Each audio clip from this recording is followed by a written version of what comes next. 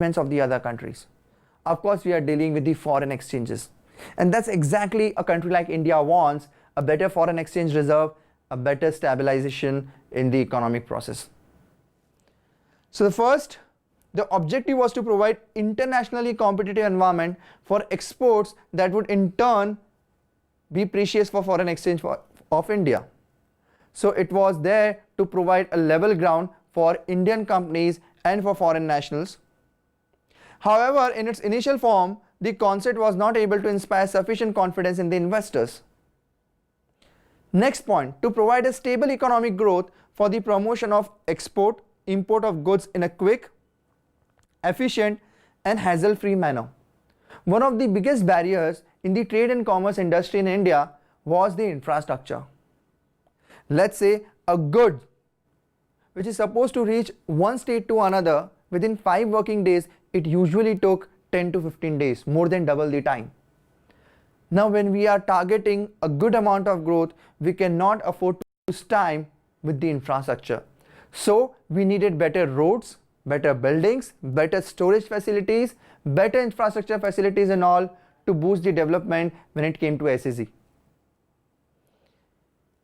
So Government of India enacted the SEZ Act, which received the assent means approval, of the President of India on June 23, 2005. The SEZ Act and the SEZ Rules 2006 were notified on February 10, 2006. The SEZ Act is expected to give a big push to exports and consequently to foreign direct investment inflows into India, and is considered to be one of the finest pieces of legislation that may well represent the future of industrial development strategy in India. So SEZ is not merely a concept, but it is more of a development strategy of India. The new law is aimed at encouraging public-private partnership. Please note down, it's public-private partnership. It is also termed in short form PPP. That is triple P, public-private partnership. A lot of initiative by the government has been in the form of public-private partnership. So I'll again read, the new law is aimed at encouraging public-private partnership to develop world-class infrastructure. And when I say world-class infrastructure, that means we should have better roads, broader roads, better storage facility, less wastage of goods, appropriate care should be taken. So that is all we count as a world-class facility, and attract private investment. So when we talk about private investment, it can be of two types: domestic investment from the big industrial houses and foreign investment from the abroad. Why do we need both the kind of investments? Because we want to boost the economic growth, exports, and last but not the least, employment, where we have a lot of problem with giving the employment to the youth of the nation. We'll go with the next slide. Regulatory framework. The Ministry of Commerce and Industry lays down the regulations that govern the setting up the administering of SEZs. Now it is very important for you to understand that whenever any new legislation comes into picture, any new idea and any new concept which is enacted by the Government of India, it is there under some regulatory framework. When I talk about the regulatory framework, that means there is an authority which is going to control the operations, which is going to tell them that what is right and what is wrong. That will not allow them to deviate from the objective with which it is framed. So if I talk about SEZs, SEZs is framed with an objective to give employment, industrial development, overall economic development to the country. So Ministry of Commerce and Industry will ensure that it is going to give enough industrial development and employment to the country for what it is made of. Its intention should not be diluted. Its objective should not be deviated from what it is supposed to achieve. And therefore, there is a regulatory framework which has been controlled by the Ministry of Commerce and Industry of India. I'll read further. The central government is involved in notifying, means to tell SEZs, and in overseeing. By overseeing means to have a macro perspective and to keep an eye over their functioning. While the state governments play a significant lead role in the development of special economic zones, in their respective states by stipulating the conditions to be adhered means followed, to by an SEZ and granting the necessary approvals. Well, it is very important to understand that though SEZ is something which is notified by the central government, but its execution, conditions, the terms is supposed to be dealt by the respective states. And therefore, respective states have to take enough precaution to ensure that the SEZ becomes a huge success.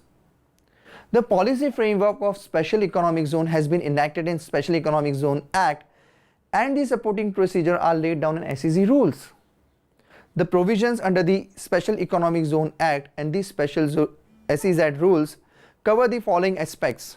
First, constitution of authorities and bodies for regulating the SEZs and SEZ units. So what is the first duty of the regulatory framework? What is the duty of Ministry of Commerce and Industry with respect to SEZs? First, to have constitution of authorities and bodies for regulating the SEZ and SEZ units. That means there should be some amount of authorities, there should be a list of authorities who is going to deal with the problem of the SEZs. Let's assume Special Economic Zone have some problem with the terms and conditions, with the foreign investment or with any other thing. It is very important there should be authorities, government appointed authorities who is going to take care of the problems arising in the future. So yes, regulatory framework decides the constitution of authorities. Second, permissible services. It means services and manufacturing activities which are permissible, which can be allowed. So there are certain services or activities which cannot be allowed, which might be termed as illegal. So they cannot become a part of special economic zones. But the economic activities which are legal in nature, which are permissible by the government, which are permissible by the law of land, can become the part of day-to-day operations as a part of special economic zones. Permissible services and manufacturing activities which are allowed, which are permissible, can definitely take the advantages and benefits of the SEZs. So this is again going to be taken care by regulatory framework. Third, criteria and procedure for setting up SEZs and SEZ units. So let's say in a country like India, where the geographical region is so vast, where the population is so dense, where we have so huge hierarchies, it is very important that we set up guideline, criteria and procedure for setting up SEZ and SEZ units. Next, it decides the obligation on the part of special economic zones.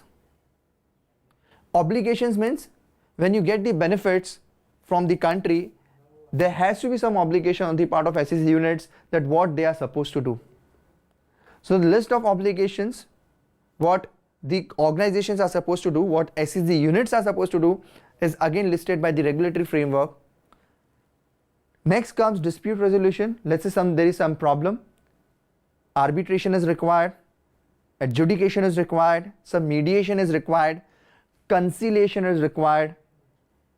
It is very important that there should be guidelines that what should be done and what should not be done, and again that is decided by the regulatory framework.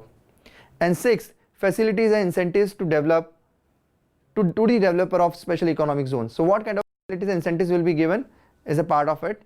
We'll go with the next slide, which is going to be very, very important for us to understand the constitution of administrative authorities and bodies for regulating the SEZs and SEZ units. The Special Economic Act provides for the constitution of the following authorities and bodies to regulate the SEZ units. First, Board of Approval. Second, Development Commissioner. Third, Approval Committee. And last but not the least, SEZ Authority. We'll go with the next slide. Permissible services and manufacturing activities in an SEZ.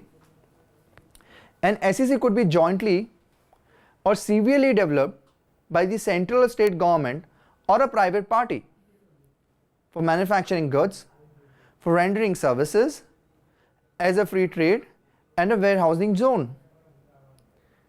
Now we need to understand that when a SEZ can be jointly developed by the central or state, it is very important to understand what kind of services that we are going to get. First is manufacturing good and second is manufacturing services. So let's understand what is covered under the definition of manufacture.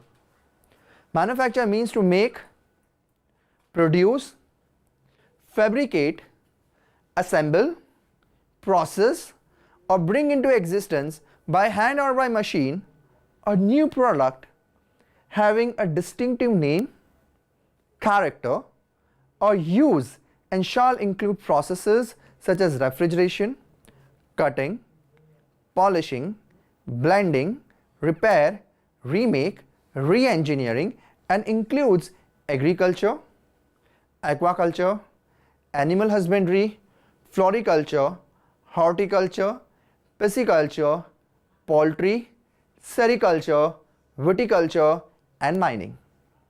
Let's go through the definition of services as well.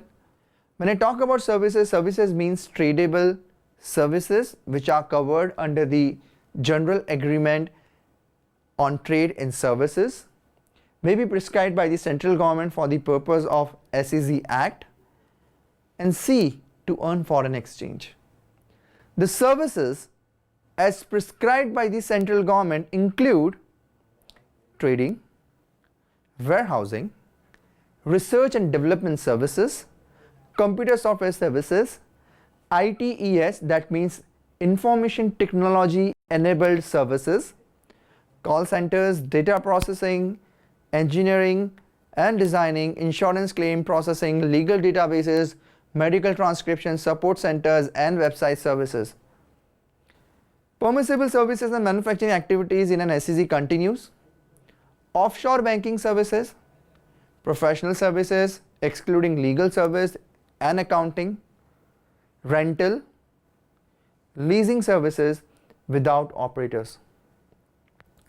Other business services, that is courier services, audio-visual services, construction and related services, distribution services excluding retail, educational services, environmental services, financial services, hospital services, tourism and travel related services, recreational services, cultural, entertainment services, transport services, transport auxiliary services.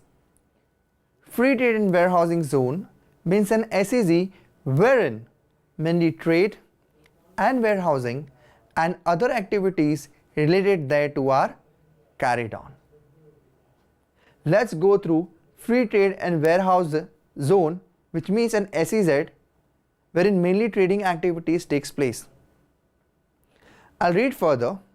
An SEZ can be set up by the central or state government, the public or the private sector, including a foreign company, or jointly in the form of consortium. A person who wishes to set up an SEZ should submit a proposal in the form of an application before the board or directly to the state government for identifying the area. The state government then forwards the application to the board along with its recommendation within 45 days, or the board may grant the approval subject to the applicant obtaining the concurrence of the state government. A state government intending to set up an SEZ may directly forward the application to the board after identification of the area. Further, the central government can directly notify, means intimate or inform the SEZ, that is Special Economic Zone, without any application being made to the board or reference to the state government.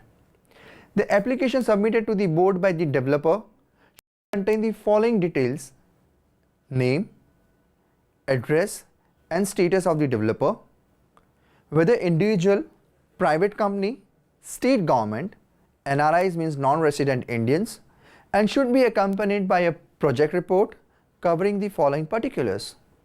First, location of the proposed SEZ, that is Special Economic Zone, with details of existing infrastructure and infrastructure proposed to be established, its area and distance from the nearest seaport, airport, rail, road, etc.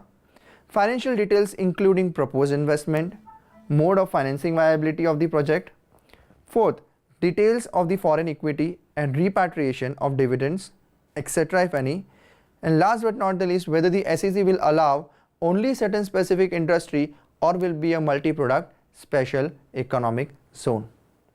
The next topic for us to understand is the criteria for approval of special economic zone. So under the criteria, the first point which comes is the generation of additional economic activity. What kind of special you can do for the country? What is the additional economic activity that you are going to do? Second comes promotion of export of goods and services. Third, promotion of the investment from domestic and foreign sources. Fourth, creation of employment opportunities. Fifth, development of infrastructure facilities. Sixth, maintenance of sovereignty and integrity of India and the security of the states. The board may approve, reject, or modify the proposal for the establishment of the SEZ. The board may also has the power to cancel the approval provided the applicant is given an opportunity to be heard before cancellation. After the board has scrutinized the application, it forwards the application to the central government, which reviews it and grants a letter of approval if the application is found satisfactory. The letter has a validity of 3 years. Please note, the letter has the validity for 3 years, within which time the applicant has to effectuate the proposal and start operations.